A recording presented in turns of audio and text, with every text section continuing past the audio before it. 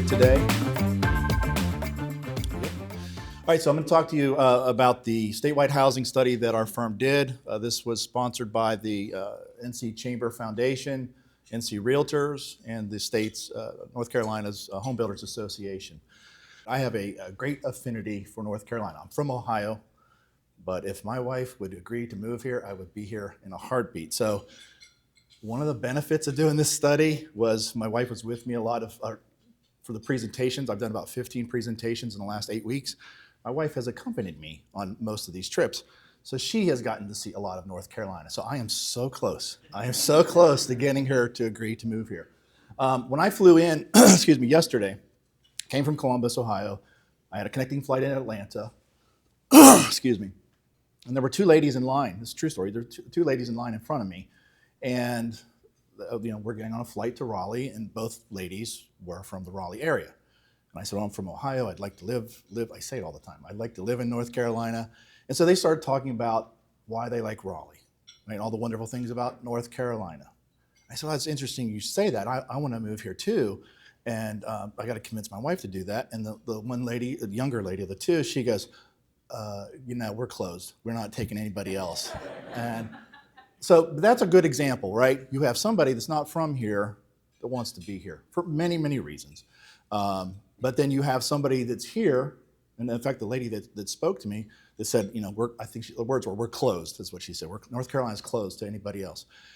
She's not from here. She came to this state 10 years ago from New Mexico, but she's here now, but I don't want anybody else here with me, right? We all hear that all the time. So the benefit of this study here today, the findings I'm going to present, and it's a big study, there's a lot of stuff we had in it. I can't present it all.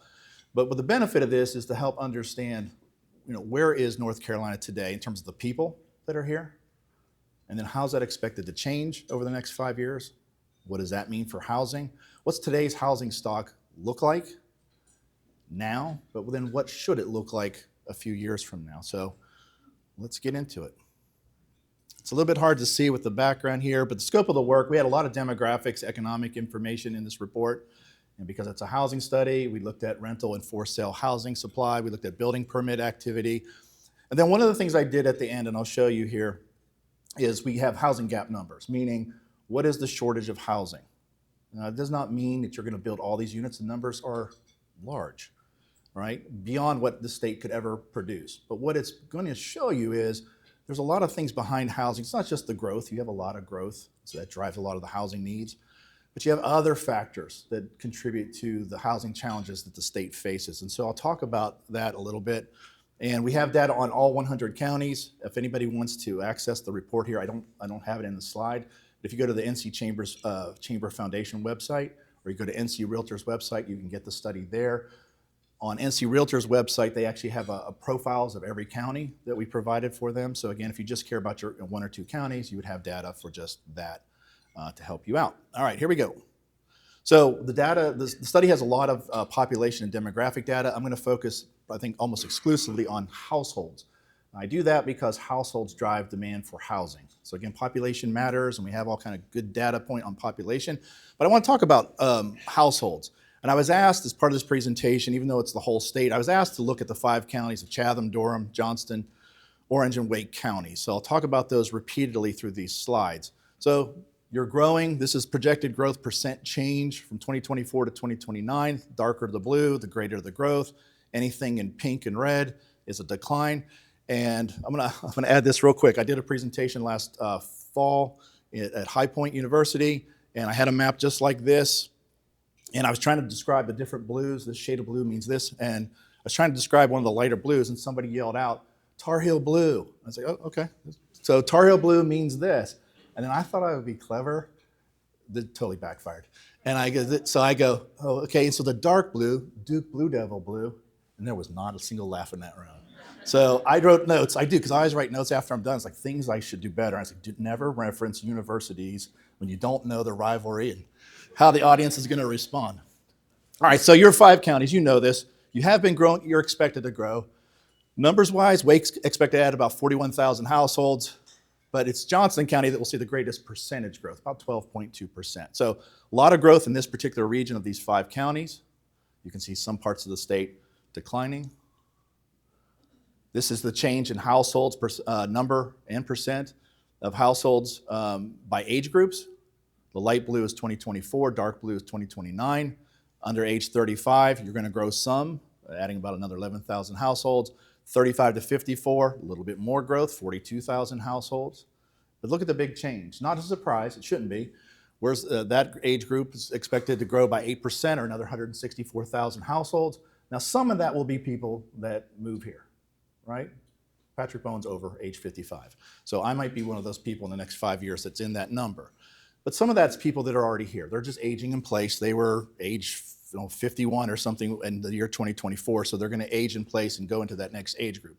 Regardless, you're going to see this significant shift for older households.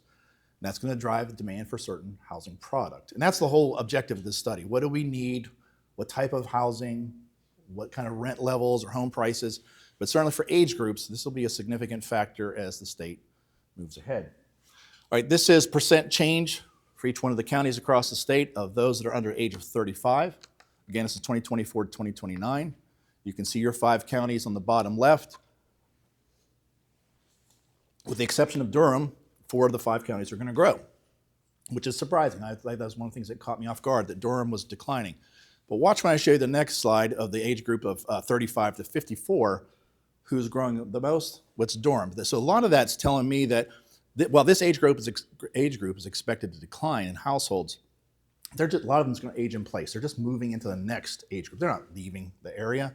They're just shifting into the next age group. But nonetheless, this type of growth will affect what type of housing people are looking for. So there you can see Durham, this is the 35 to 54 age group. Durham leading the way by far in terms of how this age group is going to grow. But all the counties will see some kind of positive growth in this particular region. 55 and older, a lot more darker blue or middle shade blues. Johnston County leading the way.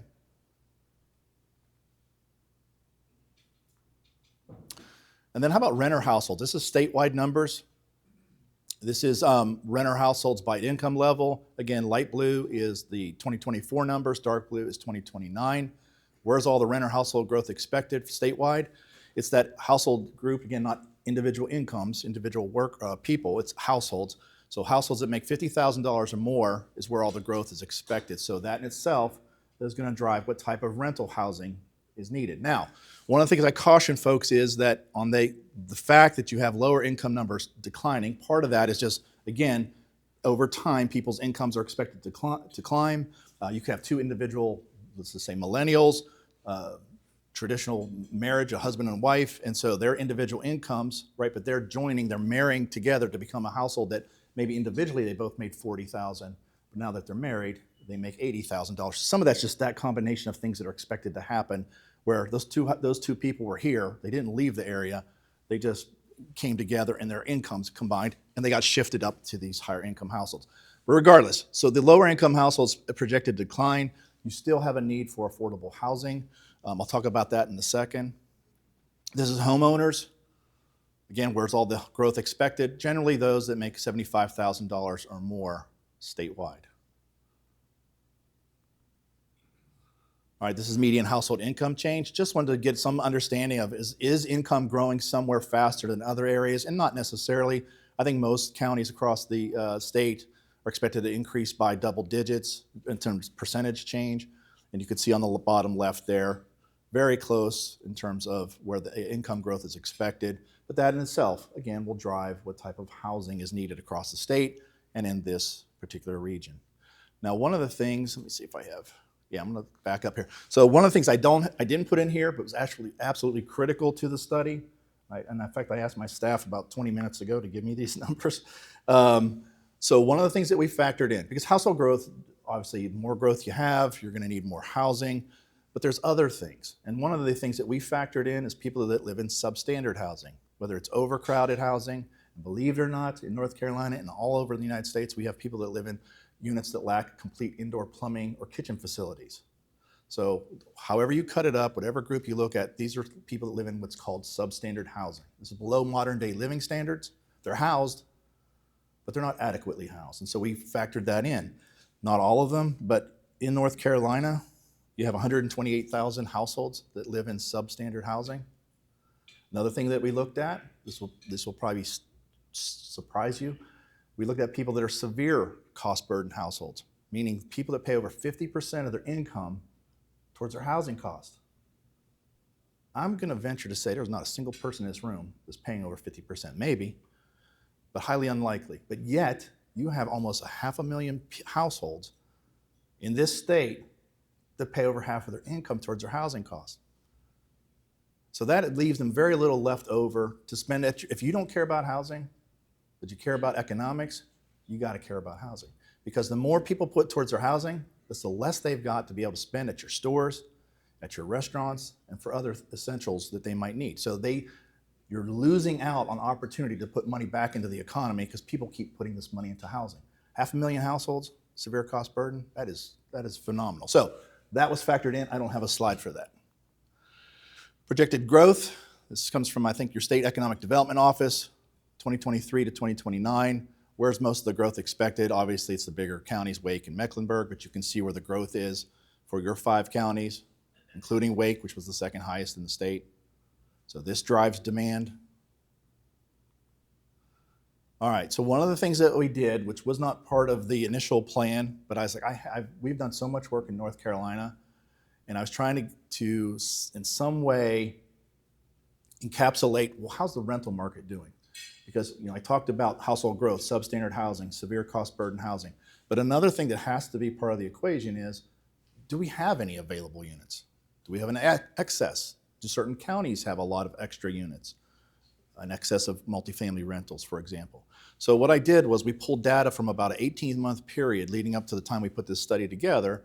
And so in the end, we had about 2,600 properties, multifamily apartments that were part of this survey. I will tell you this, again, I'm part of a national firm, and I've seen a lot of studies. I don't think I've ever seen a housing study for a state have that big of an inventory of multifamily housing. So again, this is a good a snapshot of what the rental market looks like. So 2,600 units, 2,600 properties, 325,000 units, about 16,000 vacant, occupancy rate of 95%. Again, these are just the overall numbers, vacancy rate of 5%. Where do you want to be? Is that good or bad? Is that high? Is that low? That's where you want to be. You want to be about 4 to 6%. You want vacancies. Again, property owners, developers don't want that. But for a healthy market, you want vacancies, right? As life changes, people get married, people have kids, seniors want to make changes from maybe downsizing or whatever it might be. How about people relocating to the state or to a particular county? You want vacant units. So again, if you are at 4 to 6%, you're where you want to be. The state is where it needs to be, but you have a lot of household growth expected, so you're going to need to keep adding to this inventory to stay at this level. Now, the only other thing I wanted to mention real quick is we did break it out by market rate, meaning it's just unrestricted rentals versus tax credit, and the low-income tax credit program really varies across the state, but under that program, that serves households about, I want to say about 50, for your area, it's about households that make about $50,000 to $95,000 a year. Okay, so that's that segment. And then lower is the government subsidized, so anything generally under $50,000. So basically, as you go down that table, it becomes more affordable serving lower income households. So what you want to look at is the vacancy rate. Market rate, 6%, still good, but look at tax credit and government subsidized housing. There's very little available. And I'll show you some details on the level of pent-up demand of people trying to get into that housing. And that's a critical thing to understand, because one of the things I showed you in one of the earlier slides is the decline in renter households for the lower income households. So the natural reaction could be that people say, well, then why do we need more affordable housing? This group of people that's declining. They don't have much to choose from, and I just mentioned some of the housing challenges that these folks have living in substandard housing, severe cost burden housing. Nobody wants to live in a substandard housing unit, but that's all they can afford. Nobody wants to pay more than half of their income, but that's all they have to choose from in many cases. And so, again, lack of available housing, particularly in these lower income, for housing that's affordable to lower income households, creates other housing challenges. All right, so this is the overall multifamily vacancy rate across the state. The darker the blues, the higher the numbers. And so you can see where the vacancy rates are for each of your 5 counties. You can see Chatham at the highest and Johnston right behind it. The other 3 counties, kind of where you need to be for market rate rentals. But I'm going to show you why the Chatham and Johnston in particular are the way they are. All right, so it's the market rate side. So there were 4 counties in the state that had unusually high vacancy rates, over 15%. So it was Davie County, Hoke, down in the kind of the southern part of the state, and then again Chatham and Johnston counties. Those counties, Johnston at 17.9, Chatham at 22.5. That's a lot. But what that is when our staff, again, this is my staff calling 2,600 properties across the state and doing very detailed interviews. The amount of data we have is mind-boggling. But just the basic data, just to present here today, is we collected this information on these properties. Those 2 particular counties, and actually all 4 that are in the darker blues in the state, those are projects that were opened recently when we surveyed them. So they just opened up 200 units. We surveyed them a month after they opened, so they had a lot of extra vacant units. And so every case, for the most part, for those 4 counties, those higher vacancies is just because it was the time we surveyed those properties. They had a lot of units. They had just opened. With the amount of growth of those 4 counties, and particularly your 5 counties that you have in this region, you've got so much growth, you need those units. The only cautionary thing is for developers or investors of real estate, particularly market rate housing in those counties, watch the market, because there's, again, you have a lot of vacancies. Growth should take care of those things, but you have a lot of pipeline coming too. So again, just watch those markets, and there's different metrics you can look at that would kind of flag to you to say, okay, maybe this market's reaching a point that it's being overbuilt. I don't think that's the case now. And again, with all the growth, I think you're okay for a while, but watch these markets closely. So market rate wait list. Again, we put on the graph there which counties have the biggest wait list. Actually, all the counties that have wait lists for market rate rentals. And then you can see your 5 counties. 4 of the 5 have wait lists of some level for market rate rentals. And even though Johnston County doesn't have any, Johnston County's occupancy rate is incredibly high. And so there's good demand for market rate rentals in some degree, some pent-up demand. Wake County, by the way, was the highest of all the counties in the state in terms of market rate wait list. Just keep in mind, we didn't survey every single property in the state nor in these 5 counties, but we got a large majority of them. So nonetheless, there's significant pent-up demand. I want to show rents real quick of the market rate rentals. This is 1 bedroom, 1 bath, median rents. And so you can see kind of consistent across each of the 5 counties. Still some of the higher ones in the state. And then as I do as a 2 bedroom, 1 bath, a little bit more disparity now with Orange and Wake County with some of the higher rents. So again, if anybody wanted to reach out to me, it's not going to be in the study, but if you were looking at a particular county and you're like, Patrick, I want to see all the market rate properties in this particular county, I can put a zip file together and get you everything we have. There's no charge for that. So if you want to dive deeper into data, we have that data. The study, there was a point where we had to stop in terms of what we included in it. All right, so this is the tax credit rentals, again, statewide, and I put a really broad number up there that this type of housing generally serves households that make about $32,000 to $62,000 a year. But as I said a few minutes ago, in your area, that's actually closer to about $50,000 to $95,000 a year. But again, just to kind of give a broad perspective in terms of what this segment serves. This is the vacancy rates for the county, so 45 counties out of, I think, the 65 that had tax credit properties that we surveyed. 45, there's nothing available. You can see in your 5 counties, all your vacancy rates are really low, particularly in Orange and Chatham counties. But even at the highest, at Durham at 3.2, that's still below where you want to be. So there's still insufficient housing, tax credit housing in all 5 of these counties, including Durham. By the way, so it's Durham, right? So I was on my airplane flight yesterday from Atlanta to here. The stewardess it was her first time ever being a stewardess. And so they were making a big deal about it. And she goes, okay, folks, we're going to be flying into the Raleigh-Durham area. And I was like, okay, that's probably one of the things they should make sure she pronounces her cities correctly. All right, so this is the tax credit wait list. The graph showing a lot of the counties and how big those wait lists are. Mecklenburg with by far the largest, but Wake is close behind it, 3,600. You can see that the 5 counties here in this particular region, almost all the wait list is here in Wake County, but there's still pent-up demand for affordable housing in the other 4 counties. All right, government subsidized housing. So this is again I put $32,000 up here. as a broad number for the state, because it does vary from county to county, but in your area it's about 50,000 or less. And now you can see here, out of a roughly, I think it was 63 counties or so, maybe close to 70, the number of counties that have vacancies within certain ranges. And so you can see 48 counties had nothing available. And everybody, with the exception of one of the counties that had subsidized product, had a vacancy rate in that 4 to 6 range where you want to be. So everybody else was below that. So the point is, and one of the things we didn't do in the study, but if I were to study an individual county or a couple counties, one of the things that we do look at is the workers and their wages that they make, and then the corresponding housing costs. And I'll just say this has to be true. We've done it for a lot of counties in North Carolina, but I suspect this is true for pretty much the whole state. And that is, there is an absolute mismatch between the wages that the bulk of the workforce, in most jobs, retailers, cashiers, people working in restaurants, hotels, a lot of the things that we all use, those workers, their wages don't enable them on their own to be able to reasonably afford what's typically offered as a rental in the respective markets across the state.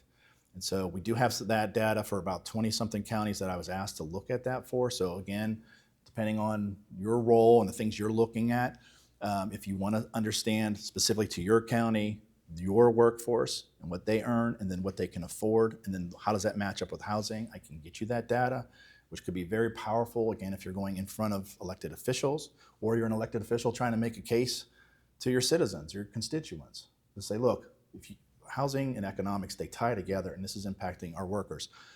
One other thing I'll mention, again, was not part of this study. It was part of a regional study that we did as a smaller region of North Carolina, is we interviewed employers. We've probably surveyed about 2,000 employers in the last 2 years. So again, trying to think about a discussion and how do we move the discussion forward for housing. And again, I'm not advocating affordable housing. I'm just, again, sharing information with y'all.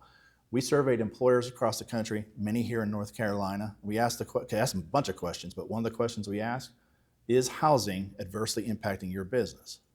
And depending on what market we're in, 30, 40, 50% of the employers say, yeah, this is a problem for me to run my business. And we ask them, what is the problem?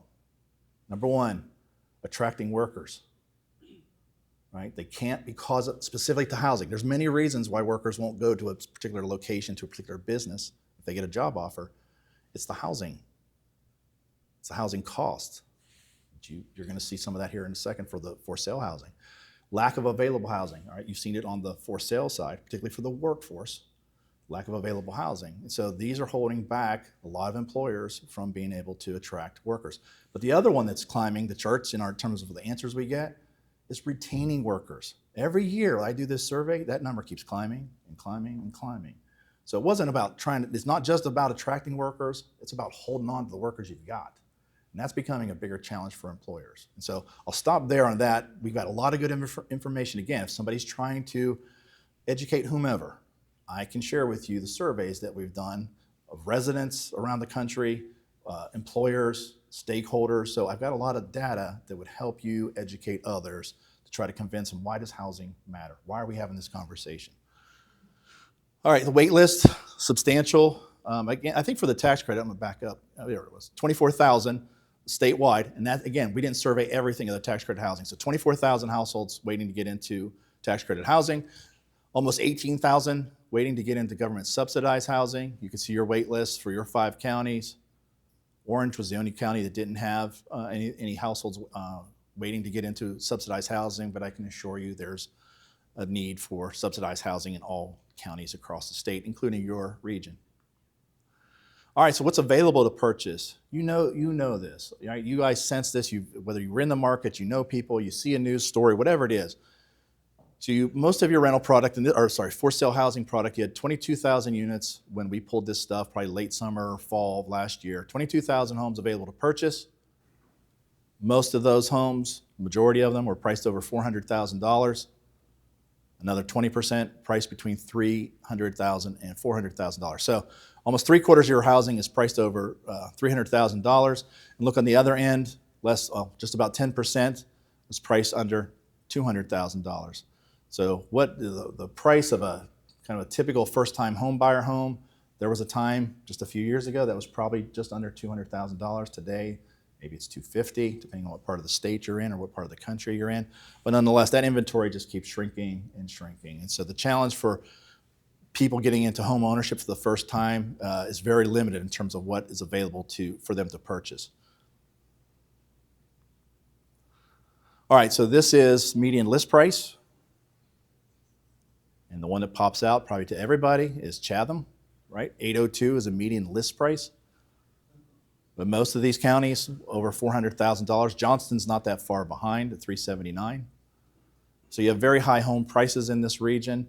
And no surprise, right, along the East Coast with some of the homes that are being built there and some of the costs related, so you've got higher prices there. But one of the things that caught me, and you're going to see this, so this is like that cause and effect. This would be one of those moments I'm going to point this out to you. On the western part of the state, and by the way, this study was done, all the data and research was done before Hurricane Helene hit. So this study does not factor in what the effects happened with housing on the western part of the state due to the hurricane. But nonetheless, if you see all the darker colors on the left-hand side, the western part of the state, that's going to affect what kind of housing is needed. So I'll show you that in a second as I show you ultimately the demand numbers for housing. But that's driving part of it, and that's just the lack of affordable housing in western North Carolina. But you have that same challenge here in this particular region of the state as well. Just higher priced homes that just don't match up with the bulk of the workers or the households in those particular markets. All right, so this is the available housing for your 5 counties. I don't know if the folks in that side of the room can see this. So it's lower prices on the left, higher prices on the right. Excuse me. And for each one of the counties. Now you see the color shading that's like a gradient scale that we do. That's relative to all 100 counties. So the greens would be where the higher concentrations were statewide, which also then is for the region. And then red is where it's lower for relative to the whole state. So green is where bulk of your product is. I think 4 out of the 5 counties. In this particular region, the home prices were priced over $400,000. You can see Chatham, 85% was priced over $400,000. But even Orange and Wake, that's where the large majority of available homes is priced at. And then very little priced under $200,000. And even to some degree, even priced under $300,000 is pretty limited. So this is a statewide challenge in terms of availability and affordability of this housing. This is the actual number of listings that were available. So it's no surprise, right? The bigger counties would have more housing units, more that would be available. So Mecklenburg and Wake have the highest numbers in the state, with Wake at 1,500, almost 1,600. And then you could see the numbers for the rest of the counties in your region. But what I did was I wanted to just do that as an availability rate, meaning if I take those vacant homes and compare that to all owner-occupied housing, what's that relationship? So it's like a vacancy rate, but you can be in a housing unit to sell it, and so it's not vacant, so it's availability rate. And it just so happens all 5 of your counties are at 0.5%. For for-sale housing, again, you want vacancies for a healthy market. So for homeowners, developers, these are good numbers to be this low. But like rentals, you want it to be 4 to 6% available or vacant. For the availability rate for for sale, you want that to be about 2 or 3%. So you're at a quarter of where at minimum of where you need to be in terms of having a good, balanced, healthy inventory of for sale housing. And it's universal. I mean, the highest in the state was Avery County up in the northwestern part at 4.7%. I think every other county, virtually every other county was below 2% with just a couple other exceptions. So lack of available housing. Statewide, I put the number 22,000 units. If I, again, compare it with all owner-occupied housing, statewide, your availability rate is 0.8%. So statewide, you're about half of where you need to be. So you need more for-sale housing. You need more rental housing. All right, so now I'll get into the final part. These are the housing gaps. So we did it over a 5-year period, 2024 to 2029. Did it for renters and owners. And I did it by these different percentages of area median income. For most people in this room, that might be irrelevant or you don't know what that is, but simply because there's a lot of housing programs that are tied to percent of median income. So anything at 50% or lower would be government subsidized housing programs.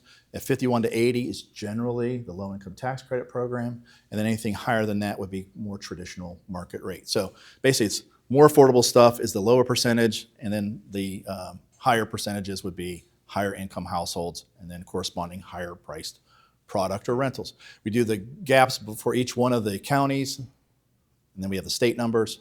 And then I do it as a number and a ratio, and I'll show you what that means and what that looks like and why that matters.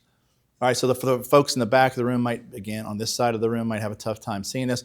In the end, I marked in the red box on the right the gaps for the state. Now, again, these numbers are big, and we're going to feel daunting. It's like, is that our short? Do we need to build that many units? 322,000 rental units, 442 for sale housing units? No, because not all of that is people needing a house, like household growth.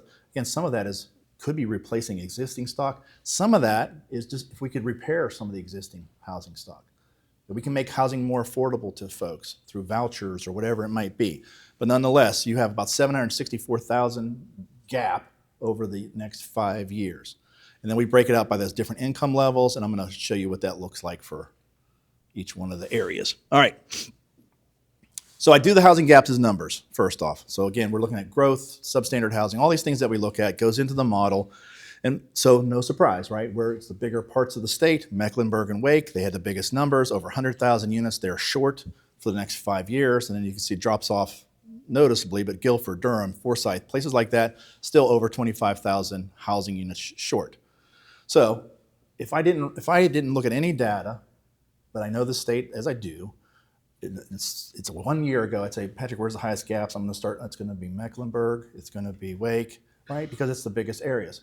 So that's somewhat helpful to you to know how big those numbers are. But everybody would have a general conclusion of bigger markets, that should be where the biggest need is. Okay, so I did that.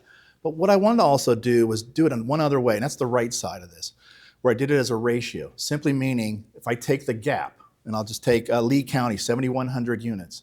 So if I take that gap, that's the shortage that they have, and I compare that to all households in that county, what's that relationship? In their case, it's 26%. So its gap, 7,100, is well below Mecklenburg, Wake, Guilford, all these other counties, but proportionately, they're on par with some of these bigger places.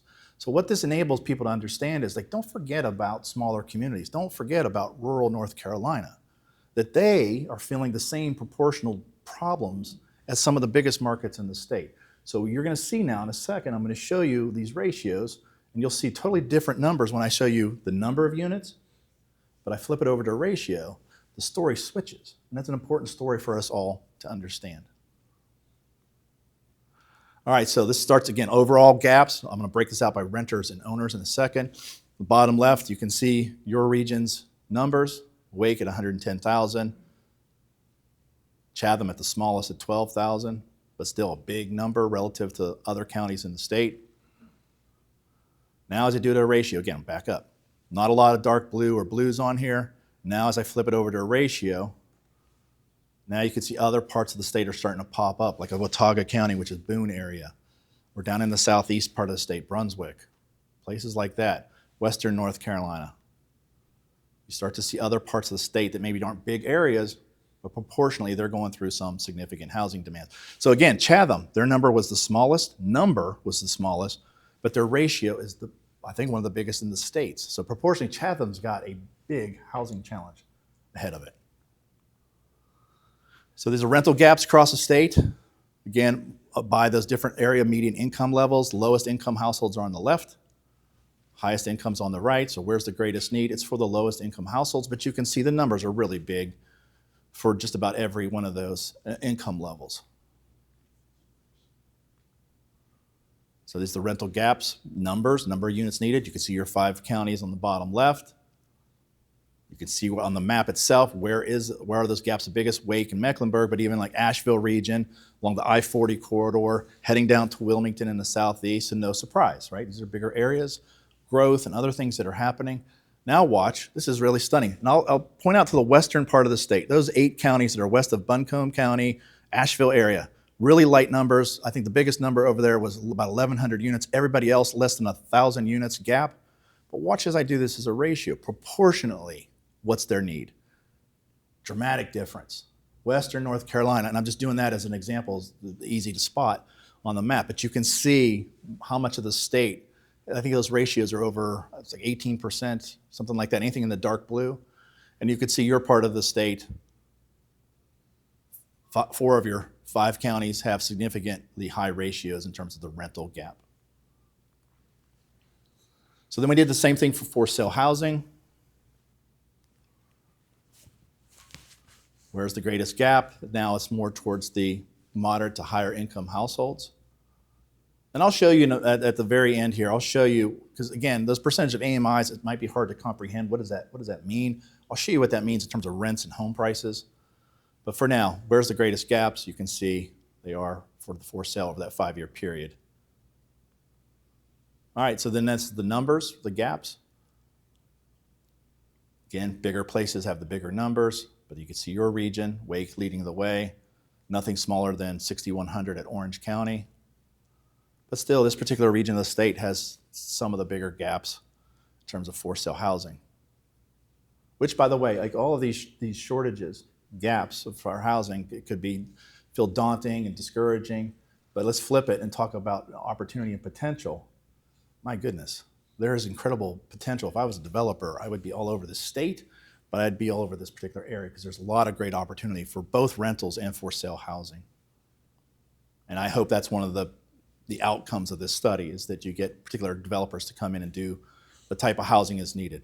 Again, I'm going to back up. That's the number. Now as I switch it over to those ratios, a lot different. A lot more counties now show up on the radar that if I hadn't done this, everybody would be thinking, let's just go to Wake, let's go to Mecklenburg, let's go down to New Hanover County, let's go to Buncombe.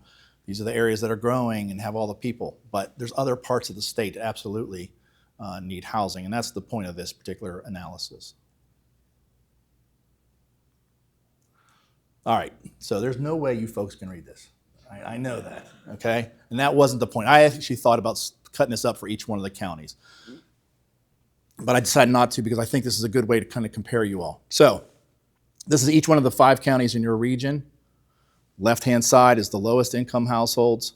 Far right-hand side is the higher income households. I do the renter gaps, which are anything I marked in the red. Again, it goes across that whole row.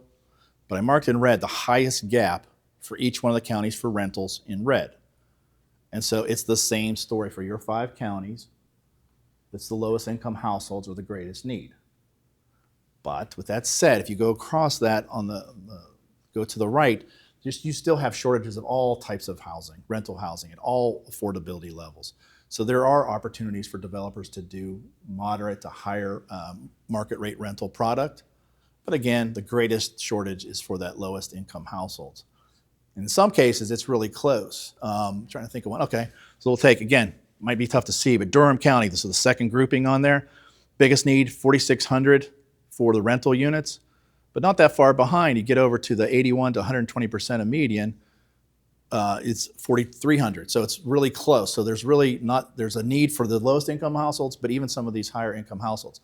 Again, for the folks on this side of the room, you probably can't see it. I do have the corresponding incomes, and then I have the corresponding rents, as then I show the gaps. So again, for the Chatham County, the lowest income, the biggest gap is for the lowest income households making up to about $31,000. They can afford a rent of $794. And we did the same thing for the for sale housing, where we show the actual, that's the incomes and then the corresponding home prices. So at that point, you can start to see the exact rents and home prices for this type of shortage. For the for sale housing, I marked those in green. So where's the greatest needs? It's either in that 81 to 120% of median income, which is roughly people that make about 84 to 150,000-ish. And then the next highest is that 121% to 150% of median. And again, those would be people that make about 127 to about 183,000 roughly for the region. So that's where the bulk of the gap is, the shortage. That's where the opportunities are, the needs are, the development potential is for those particular counties. But again, there's a need for the most part for all types of housing across the entire spectrum of affordability, both rentals and for sale. All right, so in the end, it's kind of hard to write recommendations, and I wasn't really asked to dive deep into any kind of recommendations or strategies. But I put on here just some things, big picture things, educate the public, including decision makers, and about the housing challenges, characteristics, and so forth. So we're doing that here today. Today is my, I would say, about 15th presentation in the last 2 months. I've got one this afternoon, and that'll be kind of it for a while. So if anybody knows any group that really maybe should hear this data, let me know. I'd be glad to come and speak or do something virtual if you'd like me to do that. So educating the public, educating elected officials, decision makers about housing, it's an important part of the process. You can look at a lot of different other states and communities to see how they approach things. We've seen a lot of good things done, and we've seen some mistakes along the way that communities have done. Support efforts not only just to do new housing, but I do think part of the discussion has to be in this state and all across the country is how do we preserve what we have, right? So that's a big part of the discussion that needs to be had. Encourage local housing advocates to build organizational community capacity. The speaker that's coming up after me, Ben Stevens, he and I were talking about that before I got up here today, and I said, Ben, one of the things I think is a major thing that's holding communities back, it's not, look, we got a big problem in the country with housing. And for some of the bigger cities, there is, when I say infrastructure, I'm talking not about water and sewer, I'm talking about people and organizational infrastructure, capacity. Some cities have that, right? Some cities have housing advocacy groups, coalitions, task force, somebody pushing things forward so that people understand, wait, we need to do something about housing. Where, in my opinion, where the challenge that North Carolina and much of the country faces is rural parts of the nation.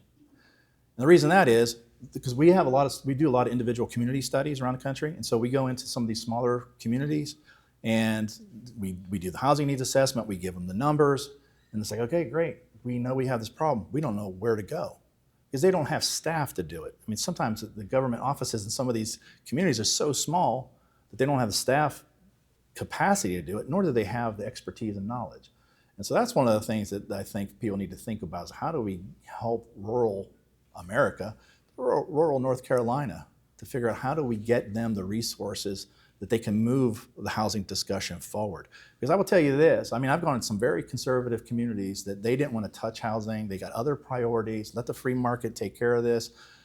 But then when they start to see some of this data, and particularly when they start to see the impact of employers, right, then they start to rethink housing. When they start to see the impact on the workforce and the challenges that they face, then they start to rethink housing. And I've literally stood in front of county commissions who didn't want to touch housing, and by the time I got done, they're like, okay, I think one of the quotes I got was, we need to get off the sidelines. We got to do something about housing. That's great, because I genuinely believe they want to do something, not just that county, but many counties. They just don't have the capacity to do it. So we do need to have that discussion to think, how can we help these smaller communities? And then lastly, leveraging data from this study to encourage and attract residential development. I'm sure you all aren't having too much trouble to attract development in your area, but there are parts of the state that do.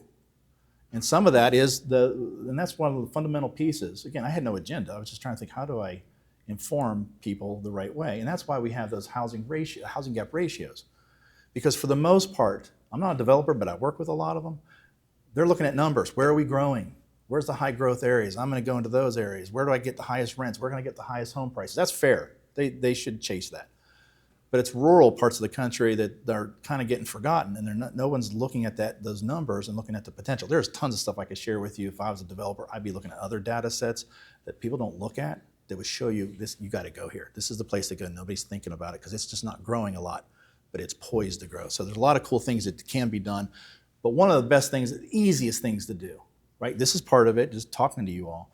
There's a lot of good stuff. I know that NC Realtors, they're being pretty progressive in trying to think ways of how do we get more information out there.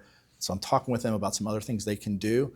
But that really is part of this, right? We've got to share information, educate people so that we can start to really address housing and come up with some solutions.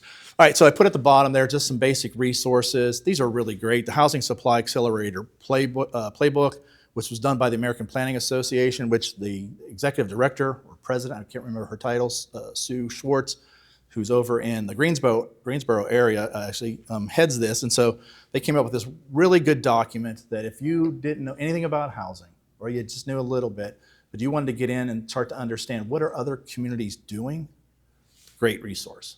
Because they're going to explain some of these initiatives, strategies, things like that, and then give you examples around the country of who's done what. So good example. And the same thing for local housing solutions. That's the Housing Accelerator Playbook on steroids. That thing is so incredibly comprehensive, a lot of good resources there. And again, going through different initiatives, policy things, other things that can be done to address housing. And then again, they give examples of around the country, who's doing what, what's working. So two really good resources. And the same thing for Change Lab Solutions. I put that up there as another good resource. So there's resources out there. And the good thing is, bad thing is the country's going through a housing crisis. The good news is everybody's trying something, right? So there's many examples around the country that you can look at to see what works. We've done over 100 of these housing needs assessments. Again, not too many on the state level, but certainly for individual communities. So if you wanted to talk with me, or again, my contact information actually is coming up. I'll just put it up here now. That's my contact information. If you were curious about a certain initiative or a community that's going through something specific, hey Patrick, our community's thinking about pursuing A, B, and C.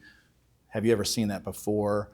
Can you put us in contact with somebody that's done that? I will tell you, look, communities want to help each other because they are going through it and they can learn from you and vice versa. So I know communities that would want to talk with somebody that was trying to pursue something that this particular community has tried. They want to talk that through and learn from each other.